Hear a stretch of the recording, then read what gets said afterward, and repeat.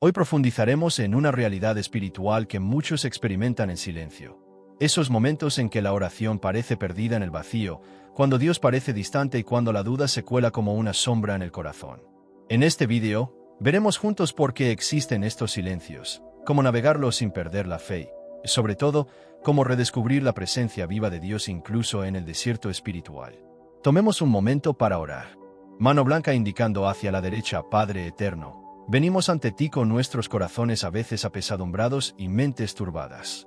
Sabemos que incluso cuando el silencio nos rodea, tu amor permanece. Abre nuestros ojos para ver tu fidelidad y fortalece nuestra fe, para que incluso en el desierto permanezcamos unidos a ti. En el nombre de Jesucristo. Amén. Al iniciar este caminar por la palabra y la experiencia cristiana, te invito a suscribirte a este canal y activar la campanita de notificaciones campana para que no te pierdas ninguno de los próximos mensajes que fortalecerán tu caminar con Dios. Porque aquí, cada vídeo es una llamada a la introspección, un entrenamiento espiritual, un arma para combatir la indiferencia y la duda. No estás solo en tus luchas, hay una comunidad que te acompaña, que ora contigo, que cree contigo. Y aquí va una reflexión personal. Estos silencios de Dios que tanto tememos, y sí, en realidad, no fueran una ausencia, sino una invitación a escuchar de otra manera, a profundizar, a amar con más fidelidad. A veces, Dios calla no porque no esté presente, sino porque nos enseña a reconocer su voz en la quietud, a discernir su presencia más allá de las emociones. Permanezcan atentos hasta el final, porque lo que están a punto de escuchar puede transformar el modo en que ven sus oraciones y sus silencios. Espadas cruzadas, la verdad es sencilla, brutal, inquietante. Nuestra fe no siempre es tan fuerte como nos gusta creer. Podemos parecer fuertes en la superficie, capaces de recitar versículos de memoria y tener una hermosa apariencia espiritual. Pero en lo profundo de nuestra alma, en la intimidad de nuestros pensamientos, a veces hay grietas. Estas grietas, si no se reparan, se convierten en brechas. Y a través de ellas, el enemigo de nuestras almas se infiltra para sembrar el miedo, la duda y el cansancio. Imagina a un soldado en el campo de batalla. Su armadura brilla al sol, impresionante y deslumbrante. Pero si hay una pequeña grieta, lo suficientemente ancha como para que pase una punta de flecha, esa grieta podría ser su perdición. Lo mismo ocurre con la fe. Así pues, planteémonos preguntas que pocos se atreven a afrontar. ¿Cómo sé si mi fe se está debilitando?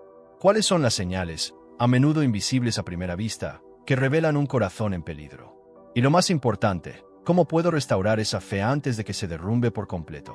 Mano blanca indicando hacia la derecha porque aquí hay una verdad espiritual. El diablo no siempre te ataca de frente.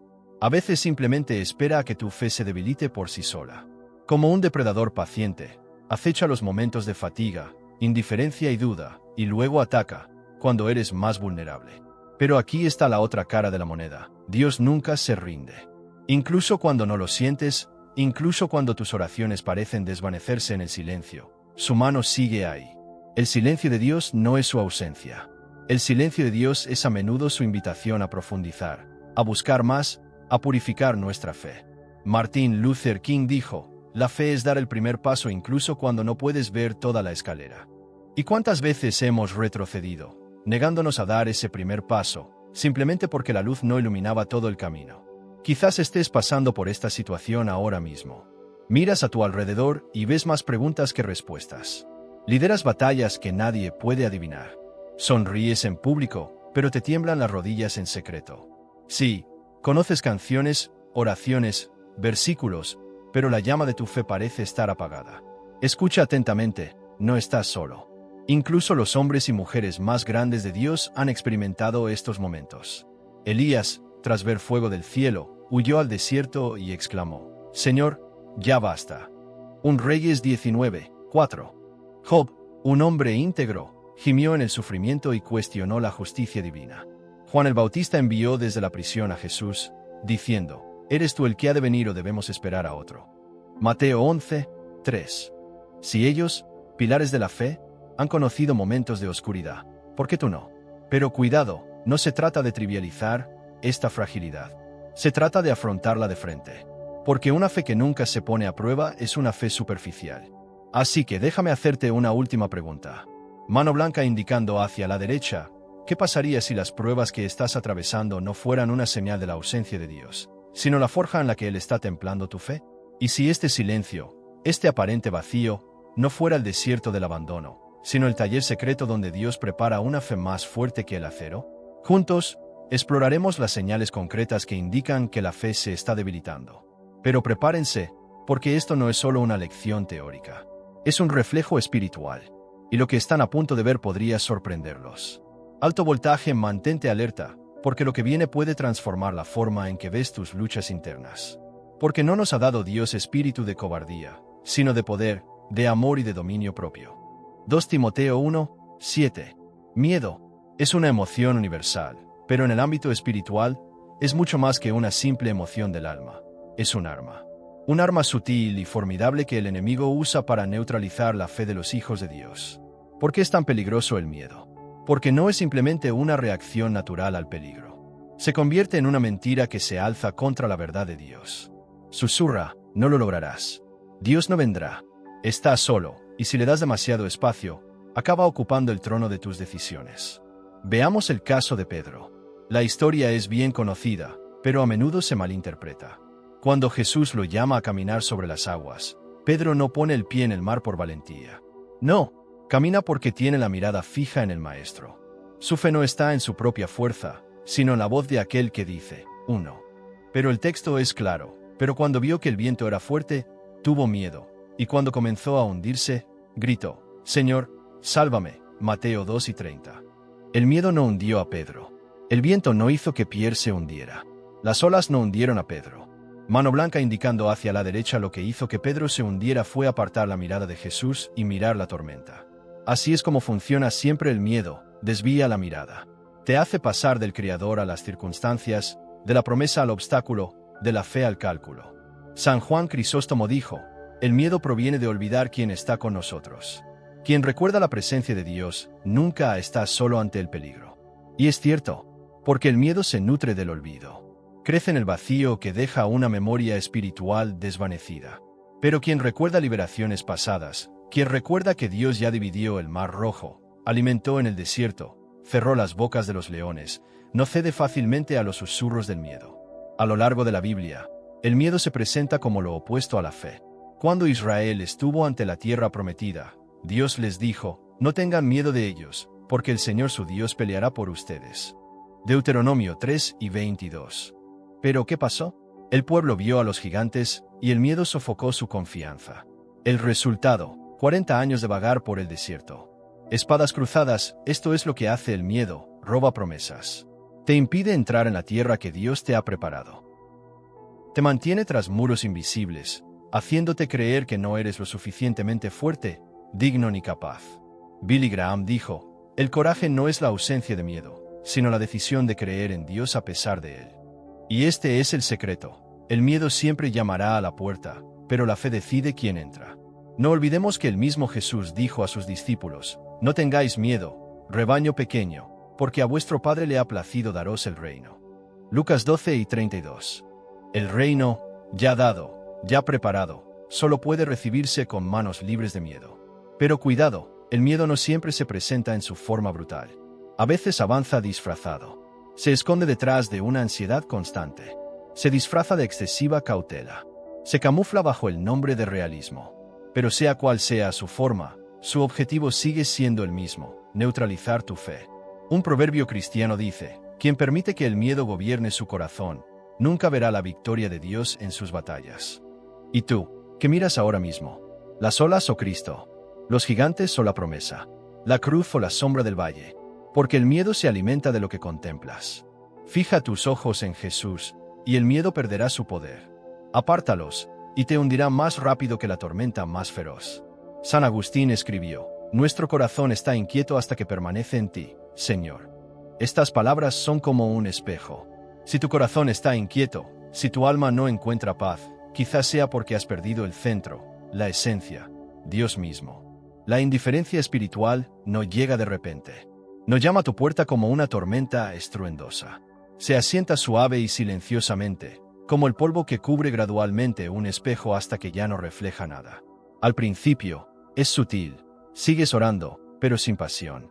Sigues leyendo la palabra, pero sin hambre. Sigues yendo a la iglesia, pero tu mente divaga. Los cantos suben de volumen, pero tu corazón permanece en silencio. Y te dices a ti mismo, es solo una temporada pasajera. Sin embargo, estos son los síntomas de una enfermedad interior, la indiferencia espiritual. Es un veneno lento. Convierte tu alma en tierra seca donde ya no cae el rocío del espíritu. Y el peligro es que te vuelve insensible. No hay más alegría cuando Dios habla. No hay más temblor cuando corrige. No hay más fuego cuando envía.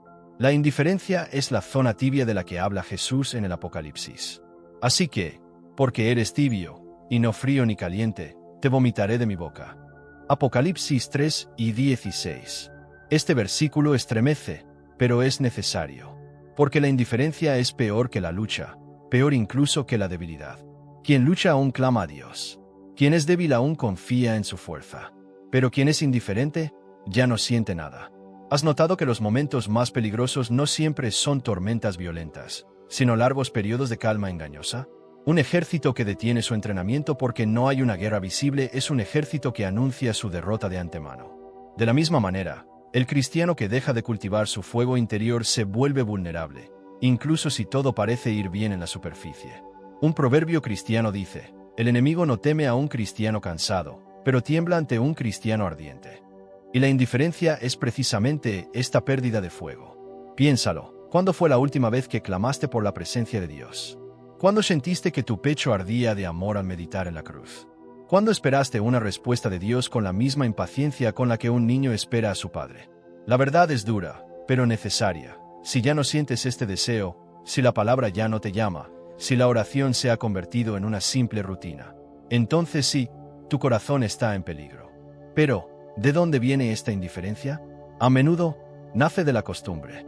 Se han acostumbrado al Evangelio, acostumbrados a los milagros, acostumbrados a la gracia, como Israel, que, tras probar el maná cada mañana, llegó a decir, otra vez este pan miserable. Nombres 21:5.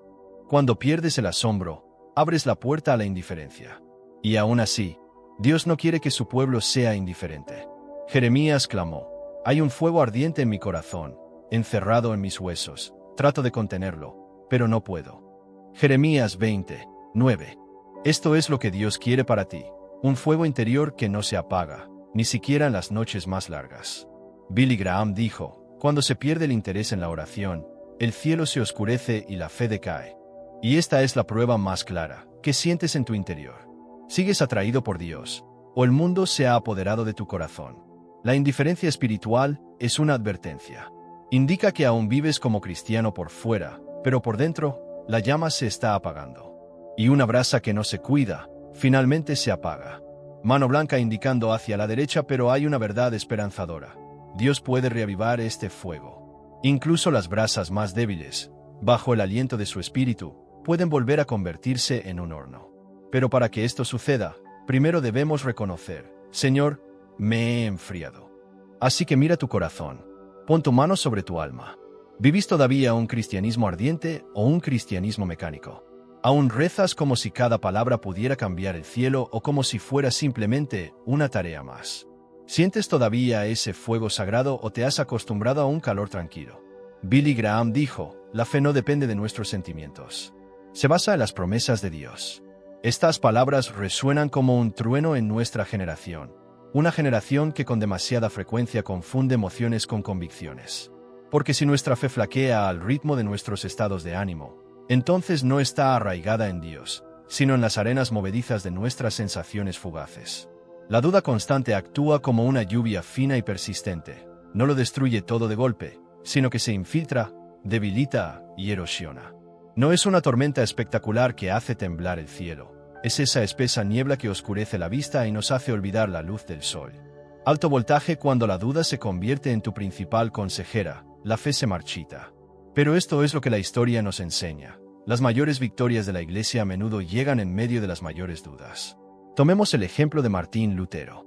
En 1521, compareció ante la Dieta de Worms, enfrentándose al emperador, a los príncipes y a los teólogos más poderosos de su tiempo. Se le pidió que revocara sus escritos, que renunciara a sus creencias. La historia podría haber terminado ahí. Lutero podría haber cedido ante la presión, por miedo o duda. Pero pronunció estas palabras inmortales: no puedo revocar nada, porque mi conciencia está cautiva de la palabra de Dios. Espadas cruzadas es una declaración de guerra contra la duda. No porque no tuviera miedo, no porque nunca dudara, sino porque eligió la verdad de Dios por encima de sus propias incertidumbres.